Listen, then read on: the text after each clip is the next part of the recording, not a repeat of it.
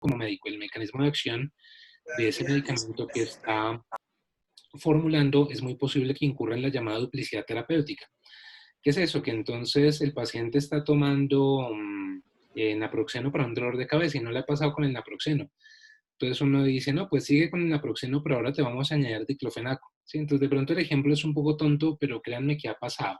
O sea, ese tipo de cosas se ven en la práctica clínica, sobre todo cuando el médico no es muy consciente, no tiene muy claros los mecanismos de acción, o las familias a las cuales pertenecen los medicamentos fácilmente incurren en temas de duplicidad terapéutica que, como sabemos, no brindan un beneficio terapéutico adicional para el paciente, pero sí añaden toxicidad, digamos, sí añaden en reacciones adversas para medicamento.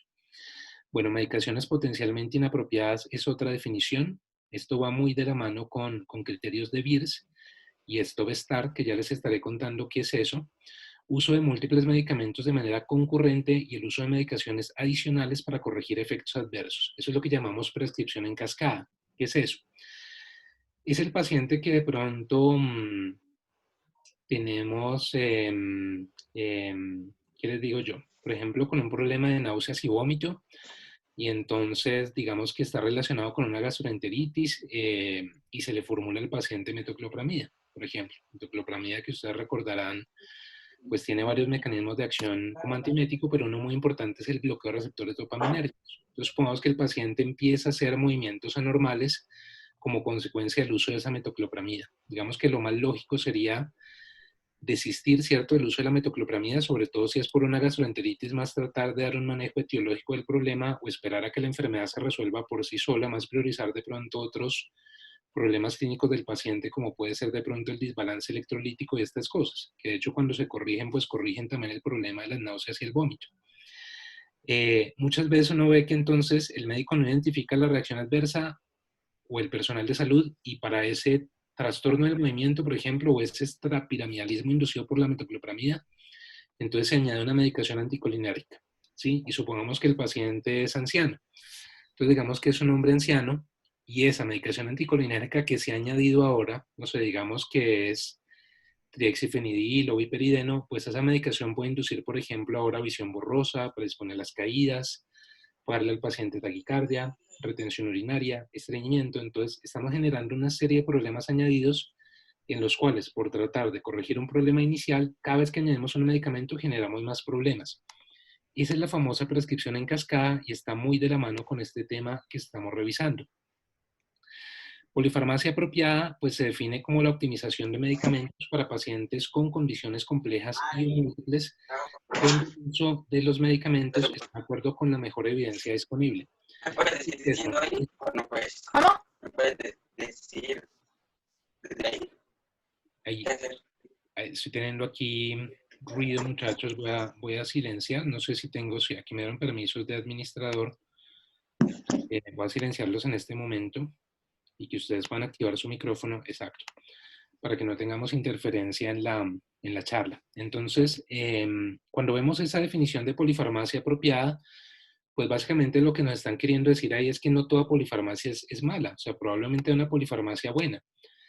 ¿Qué es eso? Digamos que yo no puedo pensar, por ejemplo, en manejar un paciente VIH, si un paciente VIH positivo que ya tiene SIDA, o sea, ya evolucionó el síndrome de inmunodeficiencia adquirida, pues yo no puedo pensar en manejarlo con 2 o 3 medicamentos porque es que me da miedo hacer polifarmacia. Probablemente yo voy a tener que manejar una combinación de antirretrovirales, yo voy a tener que manejar antibióticos profilácticos, yo voy a tener que manejar una serie de cosas, pero siempre y cuando esos medicamentos se manejen bien en una enfermedad compleja como lo que es el VIH, pues no hay problema. Digamos que la idea, y es como lo que les decimos un poco con el tema de interacciones medicamentosas, una interacción medicamentosa per se no es mala. Una interacción medicamentosa es mala cuando el prescriptor la ignora por completo. O sea, cuando lo coge por sorpresa, el prescriptor no tiene ni idea que se está dando una interacción medicamentosa y cuando se da cuenta, ay, pucha, yo no podía formular litio con metotrexate. Le embarré. Mire que el paciente ya nos hizo, no sé, nos hizo un evento de neurotoxicidad por el litio, por ejemplo, y hubo que hospitalizarlo. Sí, o sea, la idea es que no nos pase eso, sino que nos demos cuenta a tiempo y ojalá tengamos en cuenta que ciertas combinaciones de medicamentos, por ejemplo, no se pueden hacer. Está esta definición de polifarmacia racional y prescripción indiscriminada, Dice, la polifarmacia racional reconoce la prescripción legítima y la prescripción indiscriminada sugiere la prescripción inapropiada. Entonces, es eso, más o menos, el que el médico sea consciente, de pronto el día de mañana, no sé, un farmacólogo los puede como cuestionar a ustedes, uy, pero usted, si usted este paciente le tiene formulados 12 medicamentos, y de pronto le tiene, sí, le tengo 12, pero están justificados por esto, esto y esto, y los estoy usando de tal y tal manera, estas son las dosis, ya verificamos que no hay interacciones y finalmente están bien formulados. Y está la llamada pseudopolifarmacia, que son pacientes que se registra como si estuvieran tomando más medicamentos de los que están tomando en la realidad. Entonces, esto simplemente para mostrarles que el problema es complejo, no es un tema de decir simplemente es que es más de 5 medicamentos, como dicen algunos, y ya tratemos entonces de que el paciente no tome 5 medicamentos, sino 4. Pues finalmente eso es un ejercicio muy simplista que se aleja, digamos, de la complejidad de lo que puede ser la prescripción en medicina. Entonces, esa sería como la introducción a la parte de definiciones. Bien, si en algún momento tienen preguntas, pueden levantar la mano, me pueden interrumpir, o si no, pues seguimos con la charla y con las preguntas que les estamos haciendo a ustedes. Bien, sigamos, por favor. Doctor, ¿a partir de cuántos medicamentos se considera polifarmacia? Para los participantes pueden escoger entre la opción A, 4 medicamentos, B, 6 medicamentos, C, 5 medicamentos, D, 7 medicamentos.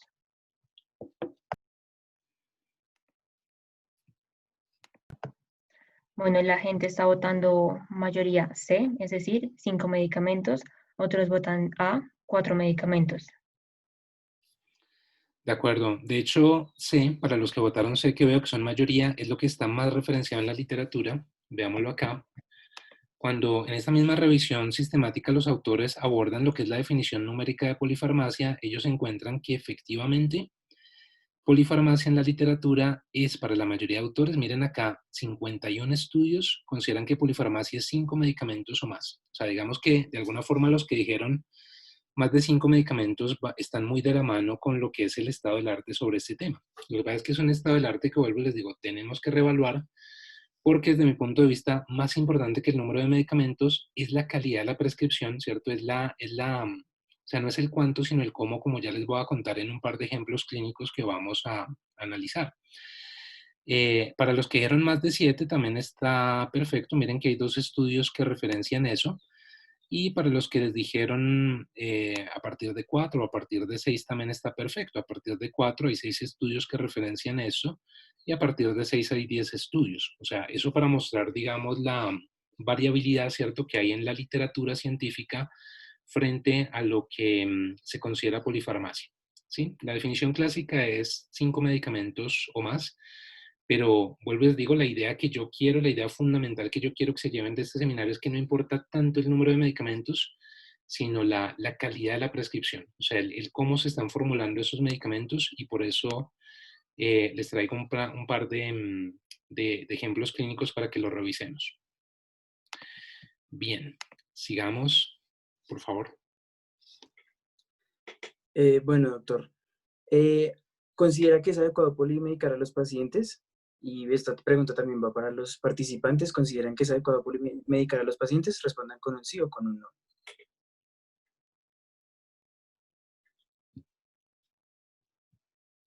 Y bueno, doctor, o sea, la mayoría de las personas, no, hasta ahora no he visto ningún no, la mayoría consideran que sí es adecuado polimedicar a los pacientes.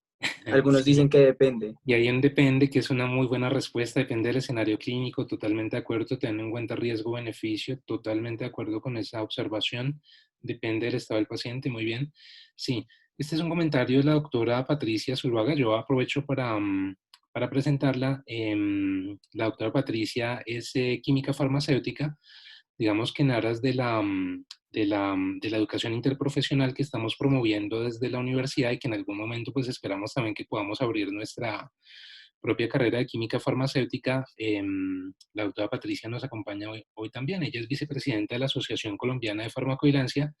Ella estaba muy interesada en la charla, yo me tomé la libertad de invitarla y bueno, seguramente pues ella también nos podrá hacer aportes muy interesantes, Patti, si en algún momento nos quieres complementar o contar algo desde la farmacia, sobre todo desde la farmacia clínica, que que sé que lo manejas muy bien.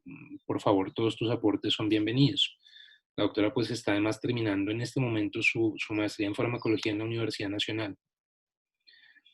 Bien. Muchas gracias, doctor Calderón. No, a ti, Pati, muchas gracias por venir. No sé si en este momento quieras complementar algo, decirle algo a nuestros estudiantes. No, pues totalmente de acuerdo con tu apreciación respecto a que más allá que la cantidad, bueno, sí hay definiciones claramente estudiadas y no se ha logrado un consenso. Precisamente esta semana estaba revisando también ese tema para un capítulo de un libro y se encuentra aún mucha discrepancia entre un número fijo. Inicialmente se hablaba de 3 hace muchos años, hace tal vez unos 30 años. Ya ahora se ha movido un poco más, pues a medida que va avanzando la terapéutica y se van encontrando para más patologías, más tratamientos, pues la polifarmacia es inevitable y al aumentar la expectativa de vida, pues también eso va a ir siendo móvil porque a mayor expectativa de vida, pues más patologías que antes no teníamos. Entonces, digamos que si es un concepto que se tiene claro, pues es el uso de más de 2, 3 medicamentos, de varios medicamentos, pero también en el contexto de su uso adecuado puede ser muy benéfica la polifarmacia, un régimen terapéutico claramente establecido en el cual se estudian todas las necesidades no atendidas del paciente y se trata de disminuir el número a lo mínimo razonable, pero no limitarlo, pues la polifarmacia es una estrategia terapéutica que puede traer pues resultados muy buenos para el paciente.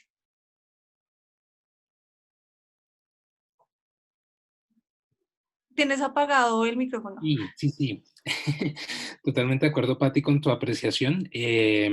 Más que el número de medicamentos, estoy de acuerdo contigo, es la calidad de esa prescripción y es el cómo se usan esos medicamentos. Entonces veamos un par de casos clínicos que creo que nos van a reforzar esa idea. Son 2 casos que yo me inventé, les cuento, pero me parece que pueden ser como didácticos para el ejercicio que queremos hacer.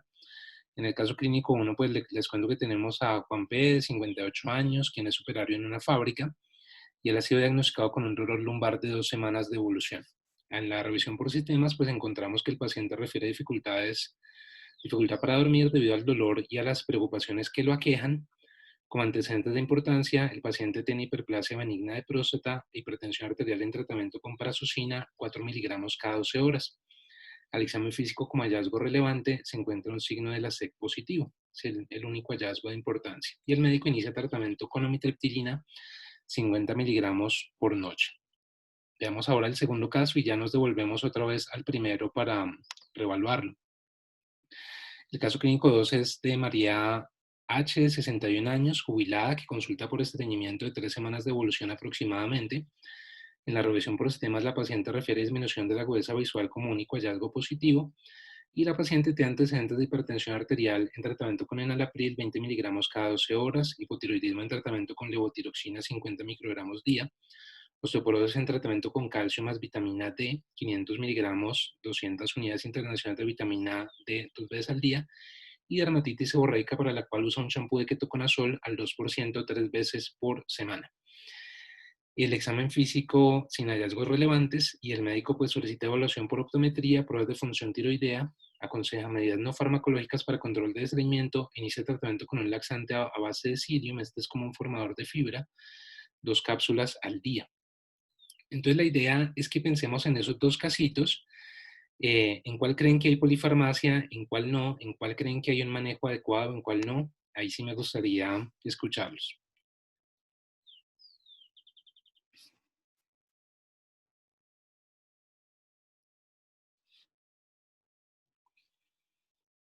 Por ejemplo, volvamos al caso 1. ¿Qué piensan, digamos, de usar amitriptilina en un hombre de 58 años con antecedente de hiperplasia de próstata? ¿Qué piensan de eso?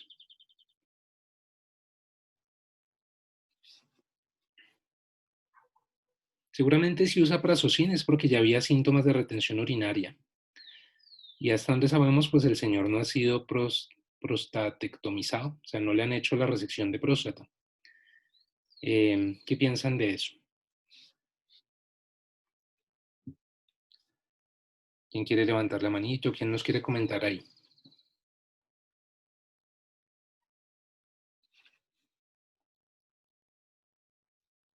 Veo que María levantó la mano. Sí, doctor, María Juliana Díaz, si quieres abrir el Sí, micrófono. por favor, Ho- María, compártenos. Hola, buenas tardes, ¿cómo están? Mi Va. nombre es María Juliana Díaz, soy egresada de la universidad. Yo tuve la oportunidad de rotar en la unidad de farmacología con ustedes el año pasado, ya hace un año. Qué Y en bien. este caso podemos ver, pues el paciente está tomando Prazosin y vemos que pues es un antagonista competitivo de receptores alfa-1 y estamos buscando un efecto hipotensor.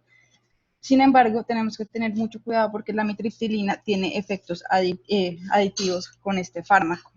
Inicial, sobre todo cuando se está iniciando el tratamiento, por eso es que pues hay que tener muchísimo cuidado e ir titulando las dosis. Totalmente de acuerdo, María Juliana, contigo. Muchas gracias por acompañarnos hoy.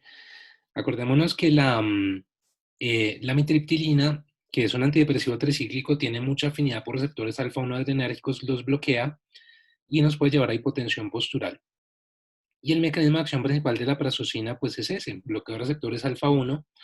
Por eso es que ella funciona como antihipertensivo, pero por la misma razón, ella sirve para aliviar ciertos los síntomas de retención urinaria en un paciente con hiperplasia de próstata.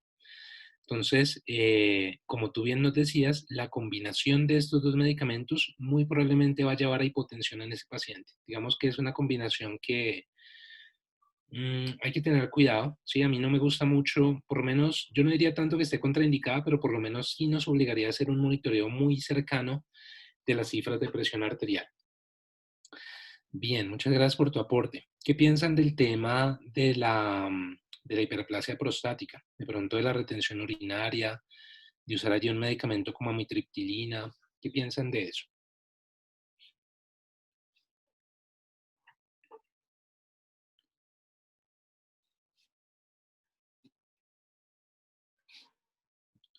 ¿Hay algo en el chat? Sí, excelente. Entonces, Juan David Quijano está diciendo la amitriptilina tiene efecto anticolinérgico, puede empeorar la retención. Totalmente de acuerdo. Entonces, es justamente lo que está diciendo Juan David. Acordémonos que la amitriptilina tiene también gran afinidad por receptores muscarínicos, los bloquea y cuando bloquea esos receptores, pues nos va a generar una serie de problemas como visión borrosa, taquicardia, estreñimiento y en este caso particular retención urinaria. Retención urinaria que es muy preocupante en un paciente que ya de por sí tiene problemas para orinar, o sea, él tiene una hiperplasia de próstata diagnosticada. Él no debería usar antidepresivos tricíclicos ni ninguna otra medicación anticolinérica, ¿vale? Entonces miren que este es un caso muy representativo de cómo un paciente que solo está recibiendo dos medicamentos tiene una prescripción inadecuada. O sea, fácilmente esto podría ser una polifarmacia inadecuada. ¿Por qué? Por la interacción medicamentosa que ya mencionamos, el riesgo de hipotensión ortostática, más el empeoramiento de los signos y síntomas de la retención urinaria por el bloqueo de receptores muscarínicos que hace la mitriptilina. Entonces, para que nos quede claro que no necesariamente menos es más. Entonces, un paciente que está con dos medicamentos y está mal formulado. Ahora, evaluemos un poco mejor el caso de la señora María H. y tratemos de ver, porque uno podría decir aquí, uy, polimedicación, ese médico tan burro, qué cantidad de medicamentos, mire, perdón. Entonces tienen alapril y tiene levotiroxina, calcio, vitamina D, usa un champú de ketoconazol, pues ketoconazol es un fármaco también, es un antimicótico, y ahora le iniciaron Psyllium, que es como un producto natural. Entonces, ¿qué piensan de eso? ¿Qué piensan de este caso? ¿Ven de pronto algún problema evidente, no sé, alguna interacción fármaco-fármaco, fármaco-enfermedad? Perdón, hola, es que no sé cómo levantar la mano en Zoom. Tienes que, tú entras en participantes, buscas tu nombre y ahí está la opción de levantar la mano. Ah, ok, bueno, la levanto, ¿sí? Sí, por favor, adelante. Pues que la paciente empezó un tratamiento con un laxante y eso puede afectar claramente la absorción de los medicamentos. Sí, digamos, el tema de los laxantes, si apaguemos micrófonos, por favor. El tema de los laxantes debemos hacerlo con precaución en pacientes ancianos, sobre todo los que son laxantes osmóticos, ¿sí? Digamos, los laxantes que claramente van a inhibir la absorción de líquidos, ¿cierto? Electrolitos por el intestino, deben usarse con precaución en pacientes ancianos o solamente para un estreñimiento agudo, ¿sí? Yo pensaría en ese caso puntual que tú mencionas, que de ese tipo de laxantes que aceleran mucho la velocidad del tránsito gastrointestinal, podríamos tener de pronto alguna interacción. Podríamos de pronto complicar el tema del manejo de la hipertensión porque ese tipo de laxantes eventualmente pueden llevar a hipovolemia y deshidratación. Vuelves, digo, laxantes osmóticos del tipo del bisacodilo. Sí, les voy a escribir el nombre. Bisacodilo de pronto es uno de los más empleados que apela a ese mecanismo de acción. Para el psyllium, que es un laxante formador de fibra, no hay ese problema. Digamos, allí es muy improbable que la paciente vaya a incurrir como en un cuadro de diarrea acuosa o de deshidratación. Este es más lo que llamamos un laxante formador de bolo fecal y yo pensaría que en principio no hay una interacción importante. Yo, en general, muchachos, les quería decir con este caso que aquí tenemos una paciente que estaría tomando 1, 2, 3, 4, 5, 6 medicamentos o agentes terapéuticos al mismo tiempo y en principio parece estar bien formulada, ¿sí? Entonces, para dejar claro que no necesariamente más medicamentos es malo y menos medicamentos es mejor. Era como el mito que yo quería romper con ese par de casos clínicos que teníamos acá. Bien, entonces eso nos lleva al concepto de polifarmacia apropiada versus inapropiada. Como ya hemos dicho y discutíamos con la doctora Patricia para todos, pues la polifarmacia no es inadecuada o dañina por sí misma. Esta puede estar justificada en pacientes con multimorbilidad que requieren varios tratamientos farmacológicos de manera simultánea. Por eso les decía que estaba de acuerdo con los que pusieron en el chat, depende, hay que evaluar beneficio-riesgo, hay que individualizar cada caso, estoy totalmente de acuerdo. En la revisión sistemática que les comentaba y que les recomiendo leer de Masnun y colaboradores, solamente 7 estudios, es decir, el 6.4% evaluaron la calidad de la polifarmacia, es muy poquito.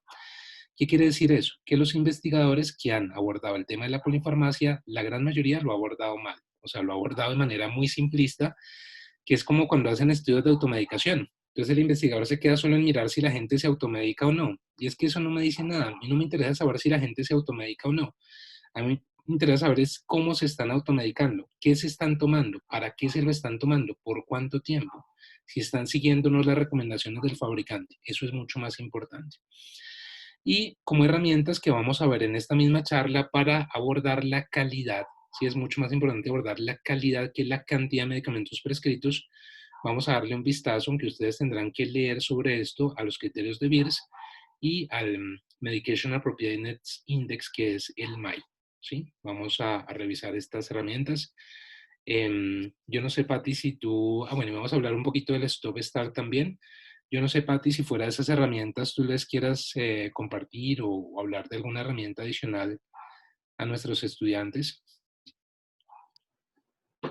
Bueno, más que una herramienta, yo creo que se va volviendo más como malicia del clínico, ya cuando se empieza a hacer evaluación de, digamos que en la consulta farmacéutica lo que normalmente se hace es revisar todos los medicamentos que el paciente toma, bolsa de medicamentos en mano, se le pregunta lo que toma que está permitido y lo que toma que no está tan permitido, pues los pacientes tienen costumbres como los tenemos todos de consumir el agüita aromática, plantas, y ellos creen que, no, es que yo me tomo el agüita de la hierba de San Juan. Yo siempre pongo ese ejemplo porque yo creo que ahorita nos vas a tocar ese tema, no te quito como tema, pero a veces ellos piensan que eso no son medicamentos y muchas interacciones que pueden realmente ser muy relevantes suceden con productos naturales. Entonces, realmente, pues ya uno empieza como a coger la práctica y empieza a conocer dónde hay interacciones importantes, qué medicamentos son mejores o no, y en eso ustedes los médicos están muy bien entrenados de acuerdo a la patología, pues cuál mecanismo de acción es el mejor, el estado del paciente. Considero que las herramientas son un apoyo muy grande, pero a veces no son tan prácticas cuando estamos atendiendo a los pacientes en el día a día, pero realmente lo que tú decías es cierto, los estudios no nos muestran qué impacto tiene la medicación que el paciente está consumiendo, la polifarmacia, y el ejemplo que nos mostrabas es perfecto, o sea, 2 medicamentos y pueden no estar bien prescritos del todo, y un paciente que tiene he visto pacientes con 10 medicamentos y está bien prescrito. Entonces sí es muy importante que tengamos en consideración, bueno, hay polifarmacia, pero ¿qué pasa más allá de eso? Sí, Pati, totalmente de acuerdo. Muchas gracias por tu aporte. Y es que yo siempre les insisto, no es porque esté esto acá, pero yo siempre les insisto a ellos en clase que hay que trabajar de la mano con el químico farmacéutico. O sea, yo les he dicho, realmente el mejor aliado que nosotros podemos tener en el hospital para este tipo de evaluaciones es el químico farmacéutico hospitalario. Es muy chévere que el día de mañana ustedes puedan trabajar en conjunto con ellos programas de farmacovigilancia, programas de uso racional del medicamento y evaluación de la polifarmacia, por ejemplo. Entonces, como decía Patti, ellos de rutina hacen la actividad de la bolsa de medicamentos, por ejemplo, en la cual sí, se le pide al paciente que traiga todo lo que se está tomando, pero todo es todo, o sea, tiene que traer productos naturales, hasta homeopáticos, bueno, todo lo que se esté tomando y lo que le ha formulado el médico, lo que se esté automedicando o lo que se esté autoprescribiendo, todo. Y se hace la evaluación justamente de si realmente está indicado o no, qué le falta, qué le sobra, qué interacciones puede haber, ¿cierto? Cómo se puede optimizar esa prescripción. Pero yo siento que ese es un ejercicio que funciona mucho mejor cuando se hace en conjunto y cuando realmente se llega a acuerdos, ¿cierto?, entre el personal de farmacia clínica de la institución y los prescriptores. Me parece que este tema se puede echar a andar mejor, ¿sí? Y vuelvo y les digo, nos han insistido mucho desde las directivas en el tema de educación interprofesional. Es un tema en el que, digamos, vamos a estar trabajando muy, muy fuerte también en las áreas y con todos sus compañeros, incluso desde los primeros semestres, a que ellos busquen la posibilidad de apoyarse en otros profesionales para el manejo de los pacientes, ¿sí? Entonces, no creer que es que como yo soy médico, entonces soy medio Dios y el MD es de medio Dios y yo ya me las sé todas y no necesito de nadie más. Y no, eso no es así. Entonces uno necesita del farmacéutico, uno necesita del personal de enfermería, uno necesita de las terapeutas, ¿cierto? Y al final pues es un trabajo de equipo. Muy bien. Entonces, una definición operativa de polifarmacia a mí me gustó, dentro de la literatura que revisé, me gustó mucho la definición del grupo de Mayore. Es viejita, yo lo sé, es del 2010, pero es una definición que nos podría servir. Entonces, ellos dicen, la polifarmacia tiene un rango, o va en un rango que va desde el uso de un gran número de medicamentos, es como lo primero que uno piensa, al uso, o sea, creo que a esto evolucionamos en la presentación, al uso de medicamentos o medicaciones potencialmente inapropiadas, subutilización de medicamentos, incluso el paciente que le falta, mire que es diabético y no está tomando ningún antidiabético, hombre, pues vamos a iniciarle metformina o qué vamos a hacer ahí, y la duplicidad terapéutica. Entonces, digamos que esta podría ser una definición operativa que creo se acerca un poco más a lo que hemos dicho hasta ahora a lo largo de la presentación. Bien, por favor. Doctor, ¿cuáles considera usted que son los principales efectos de la polimedicación?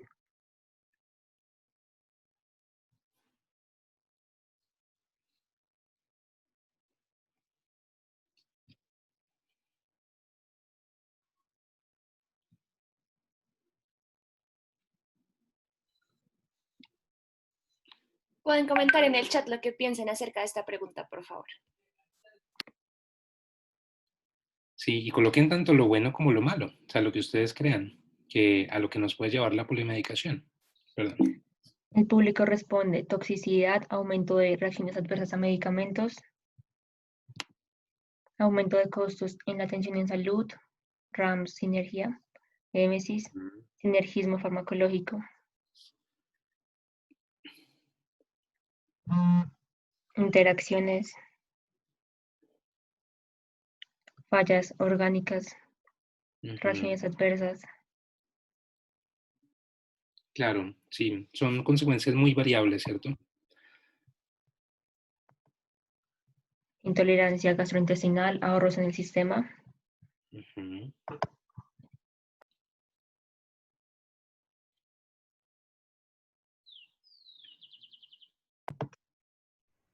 falla de adherencia, control de patologías,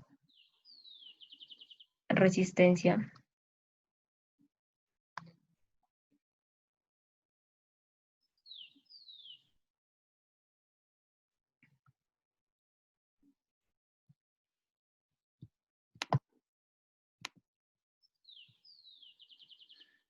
Sí, muy bien, excelente. Yo estoy de acuerdo con todo lo que han colocado.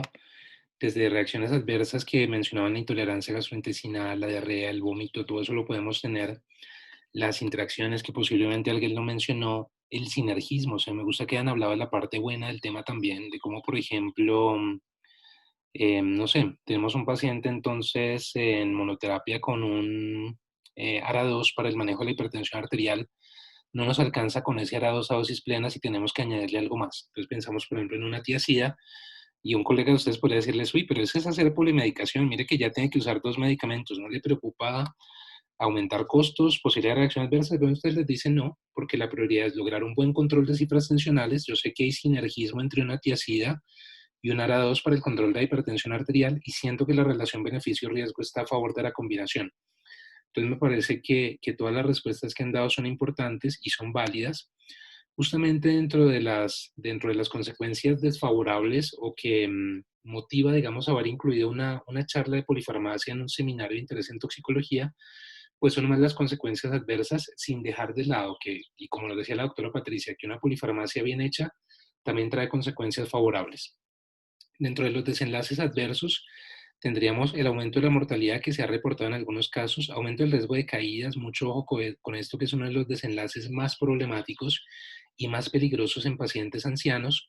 Otras reacciones adversas como las que ustedes mencionaron, la prolongación de la estancia hospitalaria y el aumento de los reingresos hospitalarios, que esto es un indicador muy malo o muy negativo desde el punto de vista de la gerencia en salud. Quiere decir que algo se está haciendo mal, ¿sí? Cuando los pacientes se les da el alta hospitalaria, pero vuelven a hospitalizarse al poco tiempo son frecuentes esos reingresos, ese es un indicador que necesariamente hay que corregir.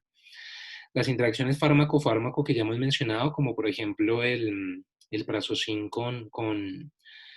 el Prazosin ¿con qué era? Con que lo tenemos en el caso clínico. Se me escapa en este momento, miren ya el Alzheimer juvenil. Amitriptilina. Eso, Prazosin con amitriptilina, exacto, que decíamos nos potencia pues la hipotensión postural, una interacción fármaco-fármaco que tenemos allí. Y ya tendríamos que entrar a discutir, o sea, la interacción está. Ya después tenemos que entrar a discutir cuál es el nivel de evidencia de esa interacción, ¿sí? Cuál es la repercusión clínica y cuál debería ser la conducta del médico tratante. Pero ¿qué hay interacción? Hay interacción. Interacción fármaco-enfermedad, como decíamos, la amitriptilina que nos va a empeorar la retención urinaria asociada a la hiperplasia prostática.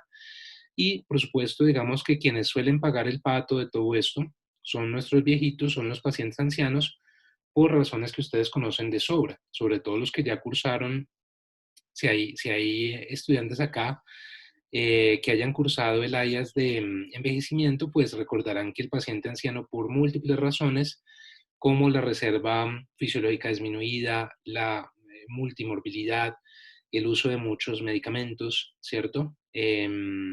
Cambios farmacocinéticos, cambios farmacodinámicos, hace que ellos finalmente sean los más susceptibles o los que en general tiendan a presentar más desenlaces desfavorables derivados de la polifarmacia. Bien, sigamos.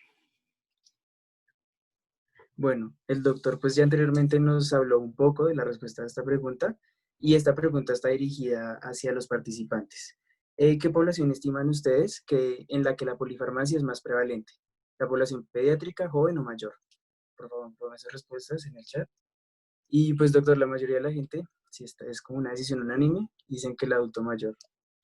Sí, de acuerdo. Yo creo que ahí no hay controversia, ni hace falta que nos pongamos a hacer una revisión sistemática de la literatura para responder a esa pregunta.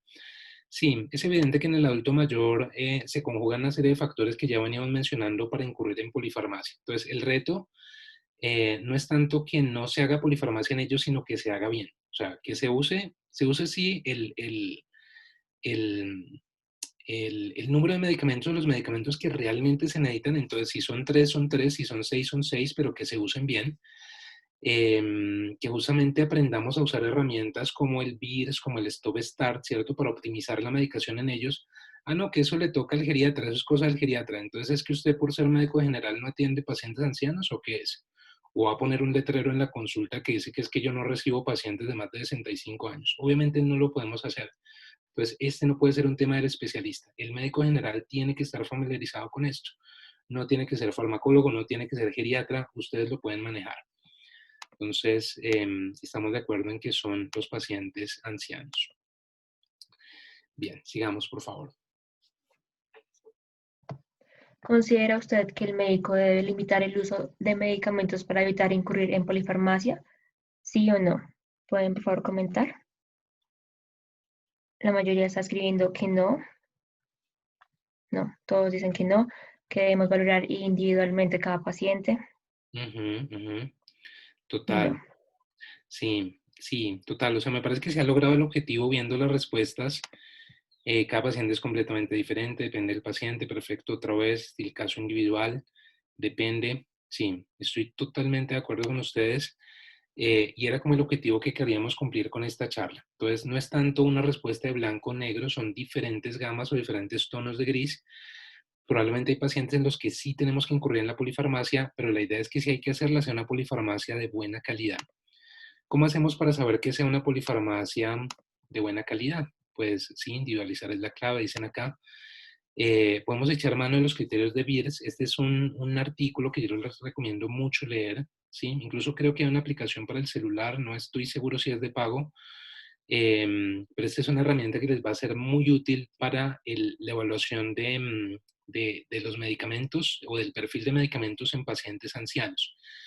Al comienzo de pronto le parece a uno que es mucho, que es largo, luego cuando uno ya empieza a familiarizarse y ve que se repiten ciertos medicamentos, ciertas cosas, uno como que ya empieza a afinar un poquito más el ojo.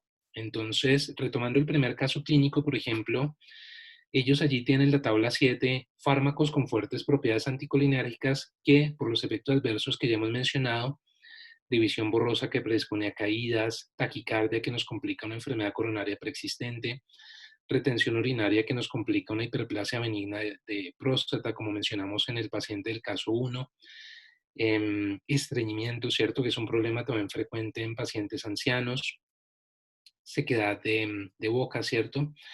La posibilidad también de hacer de pronto hipertermia en clima cálido cuando se compromete, se afecta la sudoración, pues digamos que en principio estos medicamentos que ustedes ven acá habría que no emplearlos en la medida de lo posible en pacientes ancianos. Disopiramida, que es un antiarrítmico que es muy anticolinérgico, ¿cierto? Tampoco usar prometacina, por ejemplo, que es un antihistamínico, además tiene propiedades antipsicóticas, pero es muy anticolinérgico. Estos antidepresivos que están acá, los tricíclicos, es mejor evitarlos. Los anticolinérgicos puros también es mejor evitarlos, a menos que ustedes consideran que la relación beneficio-riesgo esté a favor de emplearlos. No sé, que estamos en consulta de urología y hay una paciente que tiene un problema de una vejiga hiperactiva que realmente no se ha podido corregir de ninguna manera, ni con ejercicios de Kegel, ni medidas no farmacológicas, nada. Definitivamente pues nos toca usar el medicamento, pues de pronto tratar de emplear un antagonista de estos selectivos M3, pero con precaución, ¿cierto? Siempre evaluación beneficio-riesgo. Con este tipo de antieméticos hay que tener cuidado con la medicación antiparkinsoniana como benztropina y triexifenidilo, con los antihistamínicos de primera generación, con los antipsicóticos clásicos, con los antiespasmódicos como la iosina, ¿cierto? Que es la misma escopolamina, butilbromuro de iosina, ¿cierto? Que es la buscapina, y otros fármacos pues que tienen actividad anticolinérgica. Estos en principio deberíamos tratar de no emplearlos en ancianos. Claramente la amitriptilina es un medicamento que hace parte de esa lista negra, si se quiere, de medicamentos que no habría que emplear.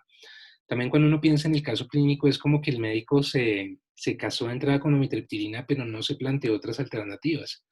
Sí, de pronto, pues él le dio un poquito de ainefobia pensando en la hipertensión del paciente, pero acordémonos que los AINES se pueden emplear en esquemas de corto plazo en pacientes hipertensos con precaución. Sí, se pueden usar de pronto por espacio de 4 o 5 días sin problema, pensar de pronto en coadyuvantes analgésicos como las vitaminas B, de pronto son cosas que el médico pudo haber considerado en el manejo de ese dolor lumbar.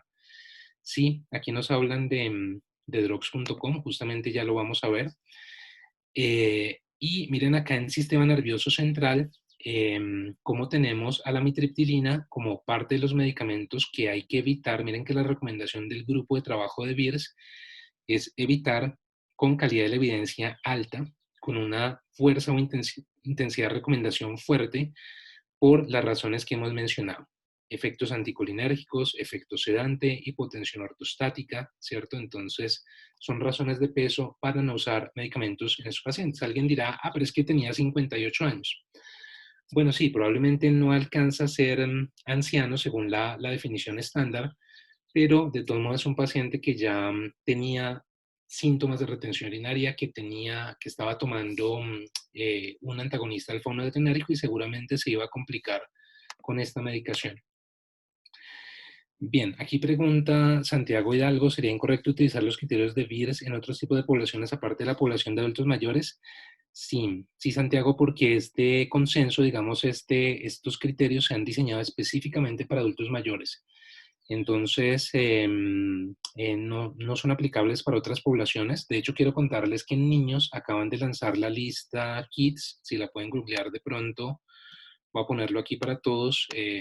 Perdón que me salga un poquito del tema, pero hay una lista ahora que se llama la Kids List y ese es como la contraparte para pediatría. De pronto, para los que les gusta la pediatría, bueno, igual a todos nos tiene que gustar porque van a ver niños en consulta.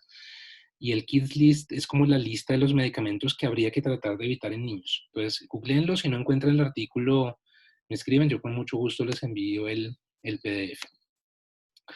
Y ustedes saben que así como tenemos el consenso americano para la hipertensión, tenemos el europeo, para dislipidemia es igual, para diabetes, para EPOC, para todo. Pues en evaluación de la prescripción en ancianos no es la excepción, y así como tenemos los criterios americanos, que son los VIRS, los europeos son los Stop-Start. Entonces también les recomiendo que los revisen, los Stop-Start. Son muy similares, hay muchas coincidencias entre el VIRS y el Stop-Start. De pronto, ¿cuál es la diferencia fundamental? Que este es un grupo irlandés, el grupo del Stop-Start incluye además la posibilidad de iniciar medicamentos en pacientes que han incurrido en la llamada inercia farmacológica. O sea, el paciente, por ejemplo, que ya se hizo diabético y nadie le ha iniciado tratamiento antidiabético. Entonces, todos felices y el paciente ahí con su glicemia de 350 y nadie ha hecho nada. Entonces, son cosas que hay que manejar. Sí, claro, yo les mando el PDF con mucho gusto. Bien, retomando el primer caso clínico, miren cómo, aquí está la traducción al español, pero esto es Stop-Start. Los autores del Stop-Start incluyen a los antidepresivos tricíclicos como medicamentos que habría, ¿cierto?, que evitar en pacientes con demencia, con glaucoma, trastornos de la conducción cardíaca, prostatismo, ahí cae nuestro paciente, ¿cierto? Ahí cae el paciente en nuestro caso, o antecedentes de retención aguda urinaria. O sea, claramente es un medicamento que ellos dicen no. Si hay antecedente de retención urinaria o el paciente tiene prostatismo, no le dé antidepresivos tricíclicos porque lo va a complicar. Entonces, esa es otra guía, otra herramienta con la cual se pueden familiarizar. Y tenemos aquí el MAI. El MAI es el Medication Appropriateness Index, es viejito. Miren que la publicación original data del 92, sale publicado en el Journal of Clinical Epidemiology, pero sigue siendo una de las herramientas más citadas, ¿cierto? Y más referenciadas en la literatura para evaluar la calidad de la prescripción. Entonces, básicamente es un cuestionario de 10 preguntas que tenemos acá, que dice, ¿hay indicación para el medicamento? ¿Cierto? Y se mueve como en un espectro del 1 al 3, de totalmente indicado, 2 como que hay más o menos, y 3 no indicado. Tenemos la posibilidad de colocar 9, que es don't know, ¿cierto? No se sabe. Entonces, 1, 2, 3 o 9. Si es la medicación efectiva para la condición, si la dosis es correcta, si las indicaciones, las directrices para tomárselo son correctas, si las directrices son prácticas, si hay interacciones fármaco-fármaco clínicamente significativas, si hay interacciones fármaco-enfermedad significativas, si hay duplicidad innecesaria con otros medicamentos, si la duración de la terapia es aceptable, y si hay una alternativa al final, el tema de la plática de costos, sea una alternativa menos costosa que se compare digamos, en eficacia y seguridad. Entonces vamos puntuando allí. Obviamente si al final, por ejemplo, hallamos un promedio, digamos que los 10 ítems los logramos puntuar y al final nos dio, no sé, 2.7, pues uno dice, uy, ese paciente claramente está muy mal formulado. Mientras que si tiende a 2, por ejemplo, no sé, está en 1.8, uno dice, ahí más o menos, como que no está tan bien, pero tampoco se están haciendo las cosas tan mal. Si nos da cerquita de 1, de pronto nos da 1.3, 1.2, estamos bastante bien, estamos haciendo las cosas muy, muy bien. Entonces, ese es el MAI, ¿cierto? Y esta es la referencia por si lo quieren consultar. Yo esos PDFs los tengo todos, con mucho gusto se los puedo compartir. Bien, entonces les doy la palabra nuevamente, por favor. Bueno, doctor. La siguiente pregunta es, ¿cuál de las siguientes herramientas no es útil para la evaluación de las interacciones medicamentosas? Como opción A está el algoritmo de Naranjo, como opción B está la escala de Horn y como C está el horario y toma de medicamentos. Por favor, respondan lo que ustedes consideren acertada en el chat.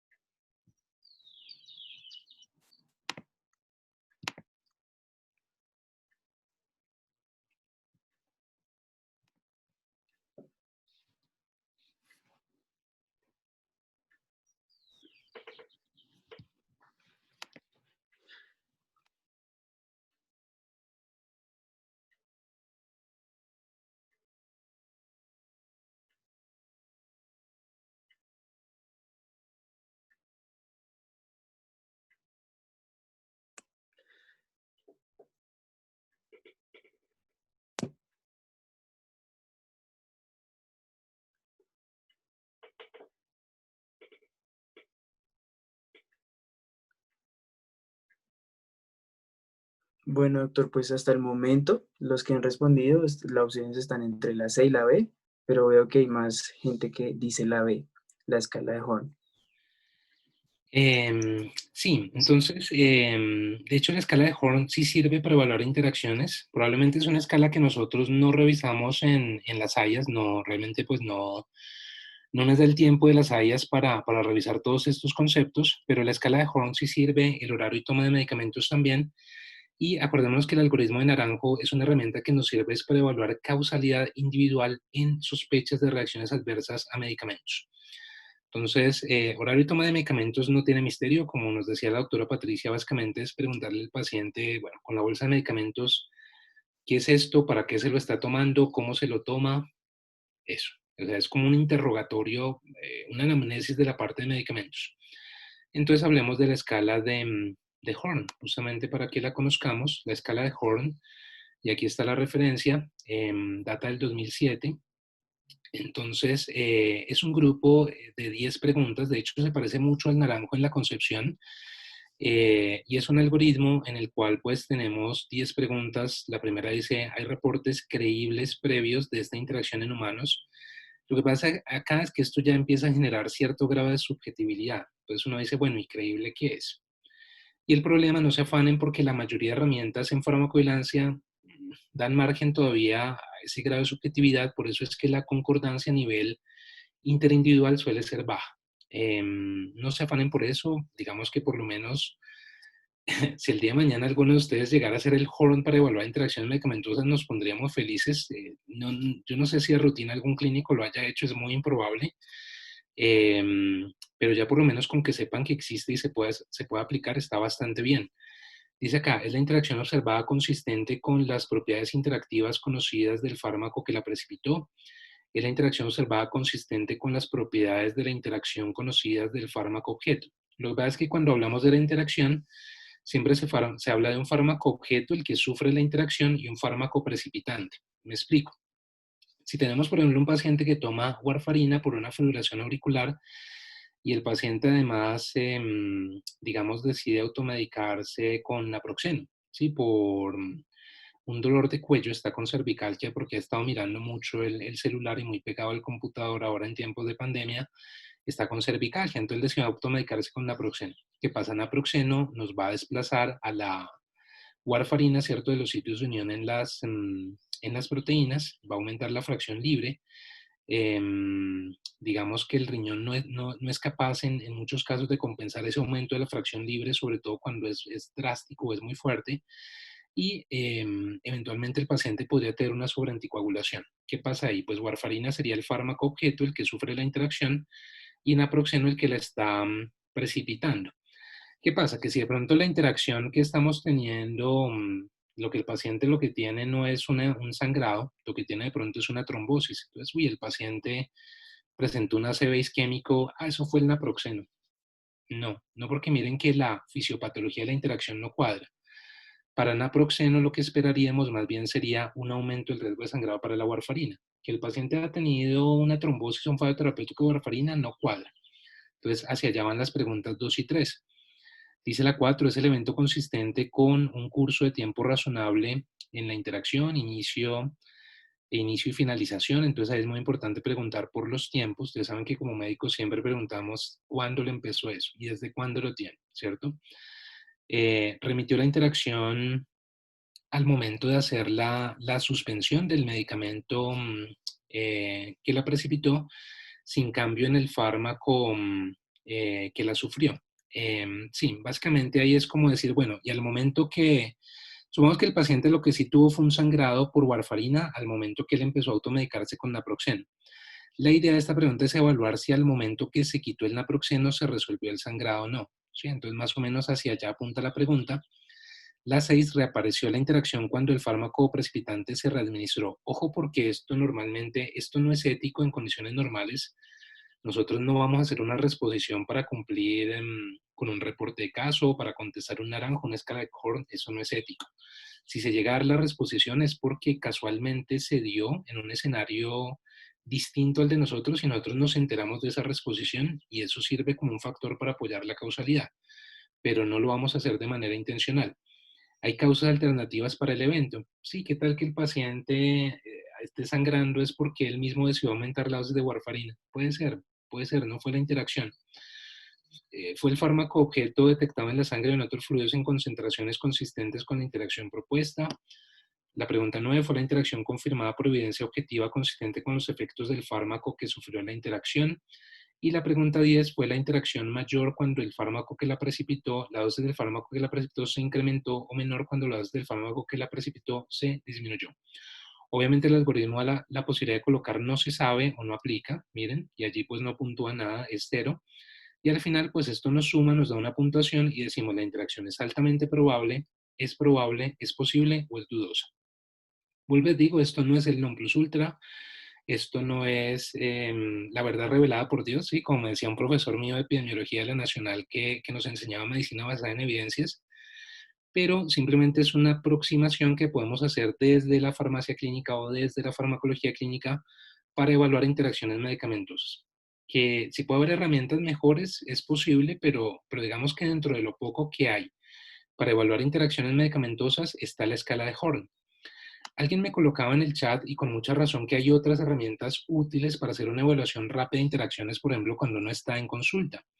¿Sí? Entonces, estas son 4 que a mí me gustan mucho. Son de libre acceso, drugs.com, Medscape Drug Interaction Checker. Las 2 que están en azulito son de libre acceso. Drugs.com incluso tiene aplicación para el celular. Y el UpToDate, como ustedes saben, pues tienen la posibilidad de consultarla a través de la base de datos a la que tienen derecho como estudiantes de la Universidad del Rosario. O sea, uno de los privilegios que les brinda la universidad justamente es tener acceso a múltiples fuentes de información, como esta base de datos que es muy buena, el UpToDate, y también esta que es el EBSCO Dynamed y que tiene su propio sistema de evaluación de interacciones. Entonces la idea es que descacharreen un poquito, que entren allí, que verifiquen, por ejemplo, interacciones. Que es que yo estoy pasando la cuarentena con mi abuelito, mi abuelita. Mire que mi abuelita está tomando 6 medicamentos. Vamos a pasarlos aquí por el Interaction Checker a ver qué nos sale. Y créanme que el ejercicio puede resultar bastante interesante. Bien, sigamos acá, por favor. Bueno, doctor. ¿Cuál es su conducta frente a una interacción medicamentosa? ¿Ustedes qué harían? A. Evalúa la gravedad antes de modificar la posología. B. Disminuye la dosis del fármaco implicado en la interacción. C. Retira el fármaco implicado en la interacción. Bueno, por favor, pueden responder por el chat.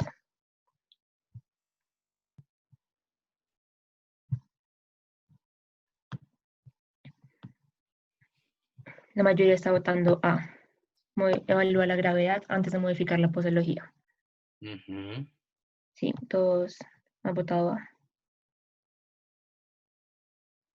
Todos. Claro, o sea, están muy académicos. Están pensando en el ejercicio académico de hacer la evaluación.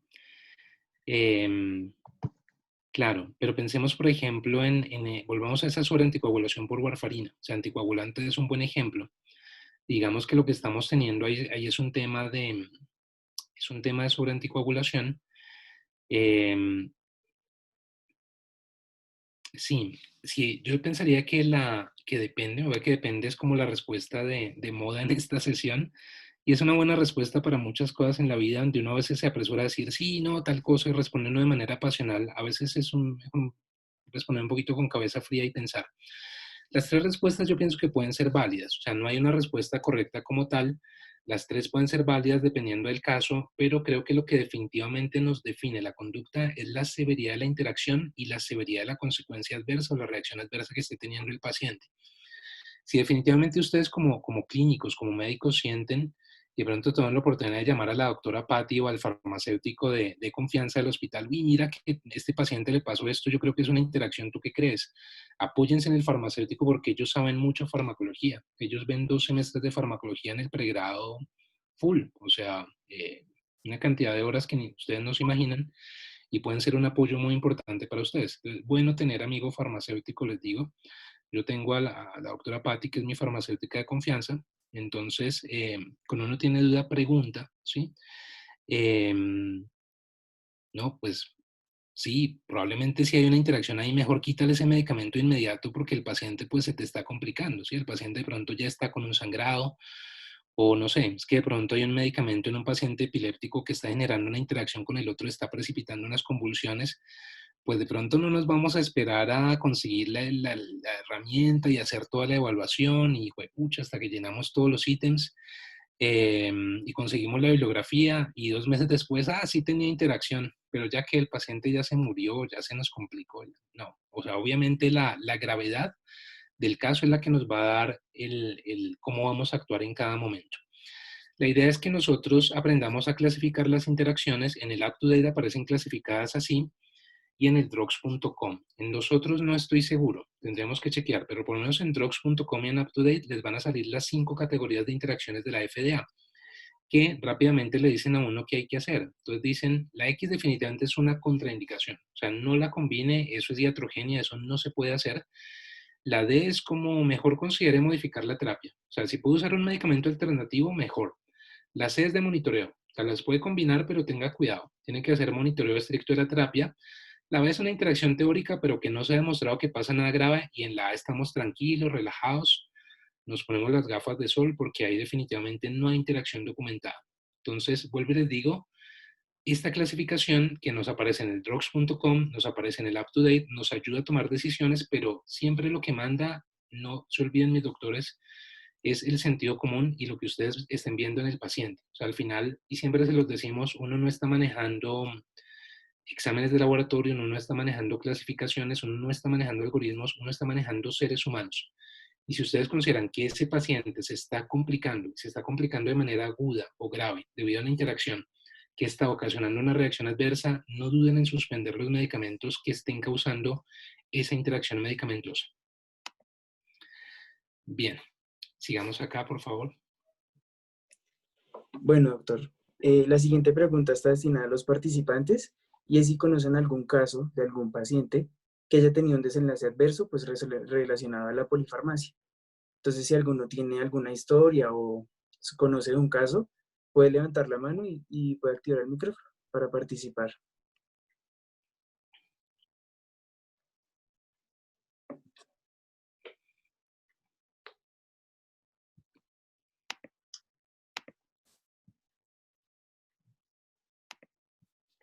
Sí, Andrea, puedes participar. Pues no es directamente por la polifarmacia, pero era un paciente que ingresó por una hemorragias digestivas altas. Estaba mucho, lo que recuerdo, porque fue hace como 2 años, bueno, cuando estaba en sexto, fue que tenía muchos medicamentos, demasiados. Y a la enfermera, porque eran tantos medicamentos, le dio una dosis muy alta de morfina, pensando que era otro medicamento. Pues el paciente falleció. Gravísimo ese caso que nos cuentas, tremendo. ¿Y fue que calcularon mal la dosis de morfina o qué fue lo que pasó ahí? No, lo que nosotros dejamos las dosis de morfina en la historia. Ajá. En la noche, cuando se la fueron a poner el enfermero de la noche, Uh-huh. como que confundió los medicamentos, confundió las dosis y le dio una dosis muy alta de morfina, como que, o sea, no se sabe muy bien exactamente cómo fue que se confundió. Sí, un error de administración, ya te entiendo. Sí, ese es un tema muy, muy delicado. Miren, de hecho, el tema que está más en boga hoy en día en farmacovigilancia, yo siempre les digo, se llama errores de medicación. O sea, es increíble porque la farmacovigilancia arrancó como una disciplina que se centraba mucho en reacciones adversas a medicamentos y era un poco como la disciplina de a ver quién lograba encontrar o qué grupo lograba documentar la nueva reacción adversa que nadie más había documentado, la más rara.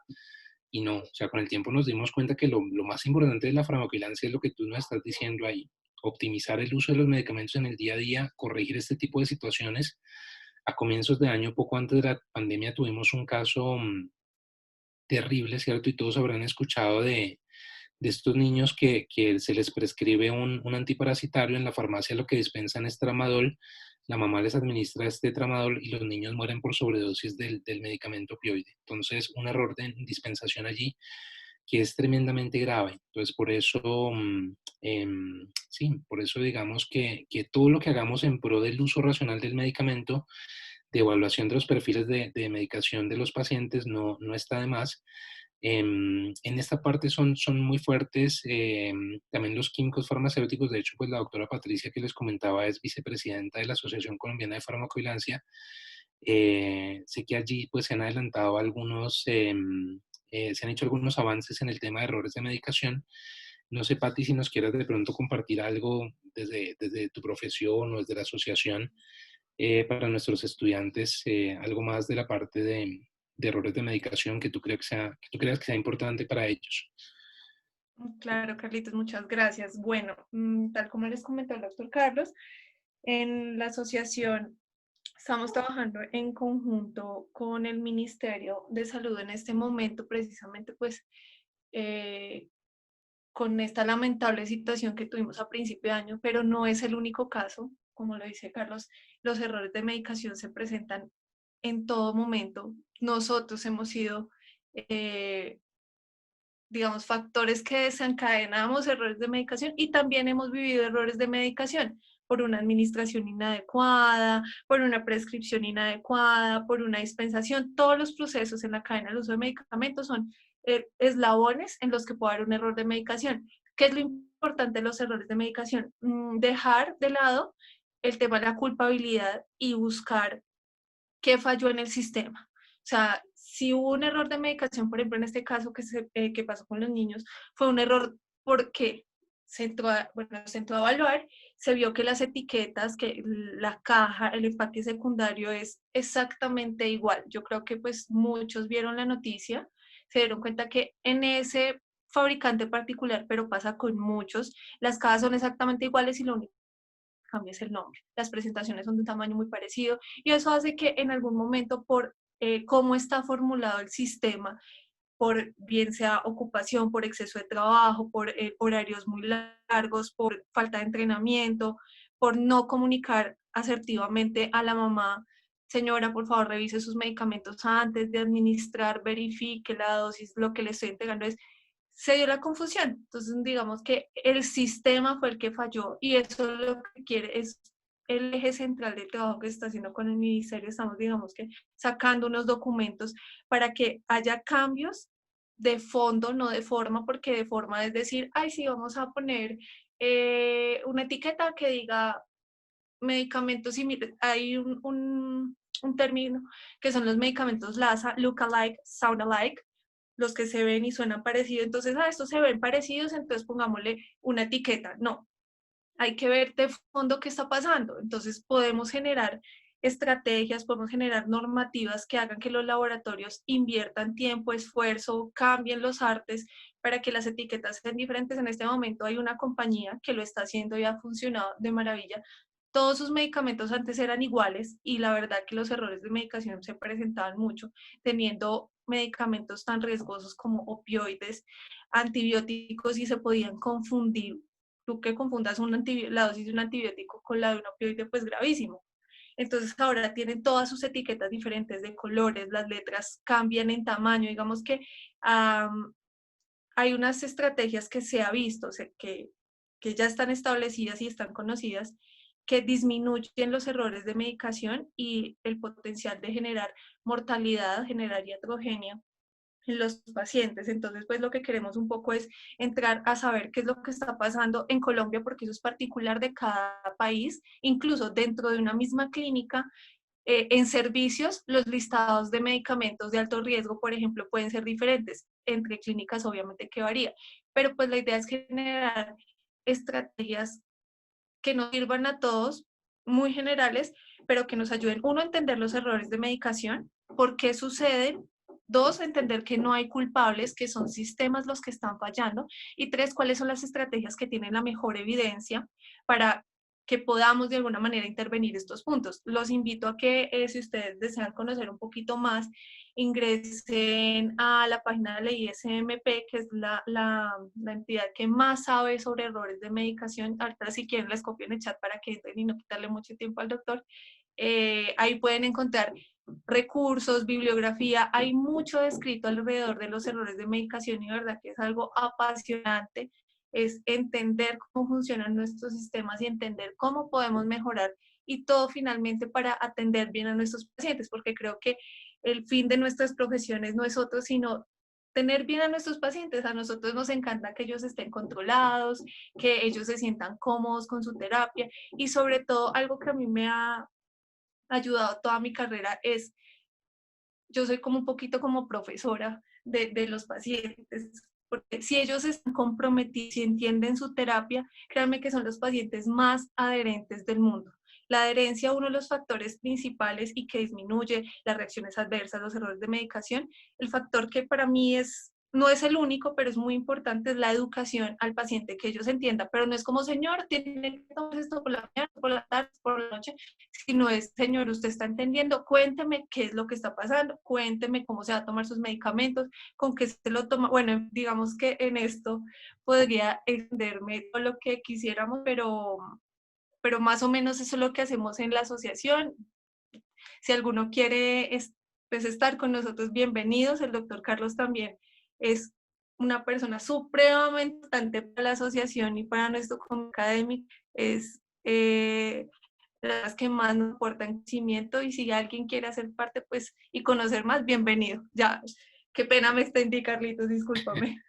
No, Pati, muchas gracias por tu intervención y por la invitación. Pues ojalá se puedan hacer miembros de la Asociación de Farmacovigelancia, de verdad que vale la pena. Y realmente es muy barata la inscripción, y pueden tener acceso a una serie de webinars, conversatorios muy interesantes, de material y realmente de actividades muy interesantes, como les comentaba la doctora Patricia.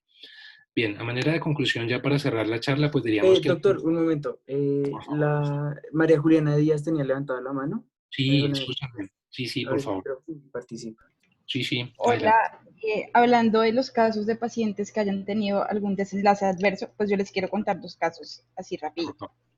El primero fue durante una rotación en salas de cirugía, un paciente que fue llevado a una revascularización miocárdica. En el momento en el que ya estaban haciendo el despertar después de la anestesia, pues el paciente estaba un poco bradicárdico. El residente le pide a la persona encargada de administrarle los medicamentos que le envase una ampolla de atropina. Ella le pasa una jeringa que no está marcada, no verifica con él en ningún momento pues que la ampolla realmente era de atropina, y él se la administra sin preguntarle. Acto seguido, el paciente empieza a hacer tensiones arteriales de 200, 250, la sistólica muy altas. Entonces, cuando todos nos preguntamos qué pasó y decidimos revisarlo, lo que habían envasado era adrenalina. Entonces, esos son los medicamentos look-alike, sound-alike, porque las ampollas son demasiado parecidas, y en la sala pues ninguno tomó la decisión de revisarlo antes de administrar el medicamento. Entonces, eso es un error que puede pasar, o sea, que es un error humano y es muy frecuente, y en el que tenemos que tener todos mucho cuidado cuando administramos medicamentos a los pacientes. Y el otro caso es un caso que tuvimos la oportunidad de revisar con el doctor Carlos Calderón y el doctor Luis Carlos Rojas. Fue una paciente de 73 años que llegó con hematuria macroscópica, dolor abdominal y múltiples episodios eméticos. Ella tenía antecedentes de hipotiroidismo, dislipidemia, y adicionalmente tomaba inhibidor de bomba de protones. Durante su hospitalización, que duró más o menos como unos 20 días hospitalizada, ella presentó hipertensión arterial de nuevo. Y su terapia, o sea, finalmente, hacia el final de la hospitalización, ella estaba siendo manejada con carvedilol, bisacodilo, hidróxido de aluminio, levotiroxina, omeprazol, acetaminofén, hidromorfona, prazosin y amlodipino. Antes de que le dieran salida, ella presenta un episodio de hipotensión, teniendo tensiones arteriales de 78-37 milímetros de mercurio con una media de 50. Entonces ahí podemos ver claramente cómo hicieron una prescripción en cascada, una duplicación, y en ningún momento de su hospitalización le hicieron seguimiento de las cifras tensionales. De acuerdo. Muchas gracias, María Juliana, por compartirnos estos casos tan interesantes y tan ilustrativos.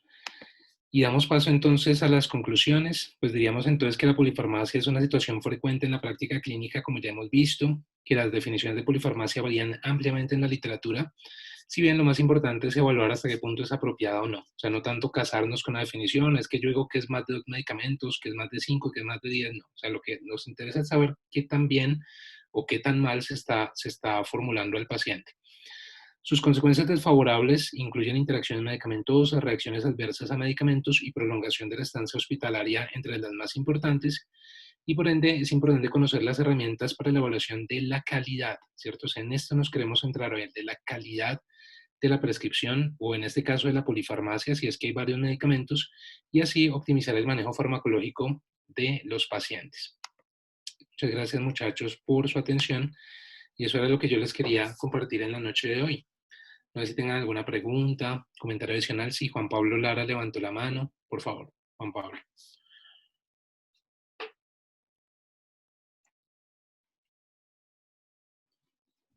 Hola, doctor. ¿Ahí me escuchan bien? Sí. Sí, por favor. Bueno, doctor, pues primero que nada, buenas tardes. Muchísimas gracias por la presentación, a todos los que participaron, a la doctora Patricia. La pregunta es, doctor, sobre si alguno de estas herramientas que revisamos sobre la polifarmacia se han extrapolado y se han sido utilizadas en población colombiana. Si hay estudios en los que comprueben su funcionalidad aquí en población colombiana. Que yo sepa, no, pero lo queríamos hacer. Mira, es muy buena tu pregunta, Juan Pablo. Yo, de hecho, cuando yo estaba en el doctorado en Ciencias Farmacéuticas en la Nacional, uno de los posibles trabajos de tesis que yo tenía era la evaluación, ¿cierto?, de la eficacia de los criterios de Beers y Stop Start para mejorar desenlaces en población geriátrica colombiana. Y lo queríamos hacer en MEDER, y de hecho el protocolo está escrito y demás. Finalmente, pues yo me decanté por un proyecto de farmacogenética de antiepilépticos y terminé trabajando por ese lado. Te diría que sé que hay clínicos que lo han empleado, que muy seguramente los geriatras en Colombia lo usan de rutina, los criterios de Beers, los Stop Start, pero hasta donde yo sé, no hay estudios publicados, ¿cierto?, en los que se haya evaluado de manera sistemática la eficacia de esos criterios, bien para mejorar la calidad de prescripción en ancianos, o mejor aún, que era lo que queríamos hacer en el ensayo clínico, para disminuir la ocurrencia de desenlaces adversos como las reacciones adversas, bueno, la mortalidad obviamente, y desenlaces adversos como las caídas, ¿cierto?, los reingresos hospitalarios y este tipo de cosas. Hasta donde yo sé, no hay estudios publicados, pero con seguridad que si tú hablas con un geriatra de MEDER y de cardioinfantil, con seguridad que ellos emplean esas herramientas en su día a día. Listo, doctor, muchas gracias. Perdone, yo me tomo la palabra y le hago otra pregunta. Sí, por favor. Es que es un poquito como más práctica y yo entiendo que depende del contexto y todo, pero digamos que hay recomendaciones que hagan que si yo encuentro una interacción entre dos medicamentos que tiene un desenlace adverso y que retirar el medicamento que causó la interacción también conlleva un riesgo para el paciente, ¿lo reemplazo por un medicamento que cumpla su misma función, o no necesariamente todo el tiempo está recomendado eso? Sí, entonces digamos, en interacciones medicamentosas, claro, uno pensaría que lo más lógico es corregir la dosis del medicamento que está causando la interacción, ¿cierto? O no usar ese medicamento que está causando la interacción. Lo primero que tú te deberías plantear es eso, o sea, decir, yo no incurro, por ejemplo, en la interacción medicamentosa porque tengo una alternativa terapéutica satisfactoria. Entonces, en principio, yo no voy a usar un medicamento que me genere esa interacción. Si tenemos que incurrir en la interacción sí o sí, o sea, digamos, no hay una alternativa terapéutica, definitivamente nos toca incurrir en la interacción, lo que nos toca es, conscientes de que hay una interacción medicamentosa, ajustar la dosis del medicamento que está sufriendo la interacción, ¿sí? Eso pasa muchas veces con warfarina, por ejemplo, y probablemente ustedes lo han visto en clínicas de anticoagulación, quienes han rotado por clínica de anticoagulación. Y ahí creo que le puedo dar la palabra al doctor Rojas, que tiene más experiencia en clínicas de anticoagulación, pero básicamente es eso. Entonces, que el paciente, no sé, viene anticoagulado por su fibrilación auricular, pero resulta que es que en clínica del dolor le iniciaron carbamazepina por un dolor neuropático, y carbamazepina, que es un inductor del metabolismo y de los EGPs, puede llevar a fallo terapéutico de la warfarina, y efectivamente vemos que desde que se inició la carbamazepina se han disminuido los niveles de INR. O sea, hay una propensión, digamos, al fallo terapéutico de la warfarina y tendríamos que hacer el ajuste de dosis correspondiente. Porque, digamos, ahí no va a ser tan fácil como desautorizar al otro médico o decir uno es de la clínica anticoagulación, no, no te tomes la carbamazepina, aguántate el dolor, o mira, más bien toma, no sé, toma, qué sé yo, pregabalina, por ejemplo, que de pronto ese no tiene interacción, pero es que si es una neuralgia del trigémino, por ejemplo, el que mejor evidencia tiene es carbamazepina. Entonces, digamos, allí en ese escenario, lo más razonable sería ajustar la dosis del medicamento que está sufriendo la interacción. De todos modos, yo sé que el doctor Rojas tiene experiencia en clínicas de anticoagulación. Yo no sé, Luis Carlos, si les quieras aquí decir algo, complementar, porque la pregunta es muy buena. Sí, es una pregunta bastante interesante. Muchas gracias, doctor, por la participación. Pues nada, en general, ¿qué les puedo comentar con respecto a la clínica de anticoagulación? Precisamente eso es uno de los retos diarios que tenemos al formular medicamentos de la clínica, en la clínica de anticoagulación y precisamente el ajuste. Precisamente ya hoy en día hay una serie de recomendaciones dadas al respecto del uso de muchas moléculas que tienen interacciones farmacológicas de características clínicamente significativas y que van a tener impacto finalmente en los desenlaces primarios, que cuáles son el riesgo de eventos trombóticos o el riesgo de sangrado. Creo que finalmente esos son los desenlaces primarios más importantes al momento de decidir cuáles son las mejores estrategias. Eso de qué va a depender mucho, va a depender de la adherencia del paciente, como hablaba ahora la doctora Patricia, y que le agradezco que haya asistido al taller del día de hoy, a la charla del día de hoy. Va a depender mucho de la indicación como tal que tenga el paciente, o sea, por qué motivo está anticoagulado, y también pues va a determinar también pues el tiempo que va a durar anticoagulado ese paciente. Incluso las comorbilidades van a tenerse en cuenta, y de ahí que yo creo que eso es un factor supremamente importante, porque es el hecho donde, por ejemplo, tenemos esos pacientes con eventos trombóticos y que adicionalmente reciben antirretrovirales para el tratamiento de enfermedades o condiciones como la enfermedad por VIH. Entonces, de ese momento, de ese lado, pues finalmente lo que vamos a tener es un tema de interacciones farmacológicas que van a ser supremamente importantes y relevantes tenerlas en cuenta, y que pues digamos que de ahí vamos a tener los resultados en nuestros pacientes. Afortunadamente ya hay algunas herramientas que nos ayudan un poco a hacer ciertas consideraciones al momento de tener que tratar a estos pacientes. Sin embargo, pues siguen siendo todos los días un reto. No es fácil determinar cuáles son las mejores condiciones. Y personalmente, pues yo digo, pues eso sí ya es a motu propio. Yo creo que finalmente lo que se puede monitorizar a veces nos puede ayudar más que lo que no podemos monitorizar. Entonces, finalmente, moléculas como warfarina, probablemente yo podría hacer un seguimiento de un INR, y pues claramente tendremos los perfiles farmacocinéticos de los otros medicamentos y de ahí podremos escoger, pero igual de todas maneras la posibilidad de interacciones es algo que no podemos pasar por alto, sobre todo en clínica de anticoagulación, y que tenemos que hacer las mejores intervenciones posibles. Muchísimas gracias a los dos. Gracias. Muchas gracias, Luis Carlos, por tu intervención. Bueno, ¿alguna pregunta adicional, algún comentario? Bueno, muchachos, pues yo sigo disponible en el correo electrónico. Lo que voy a hacer es que a través de los coordinadores del grupo, que gentilmente pues me invitaron a dictar esta charla, les envío la presentación, les envío la bibliografía, con mucho gusto les comparto los PDFs a los que yo hice referencia en la presentación. Ellos diseñaron un taller espectacular para seguir revisando con ustedes el tema de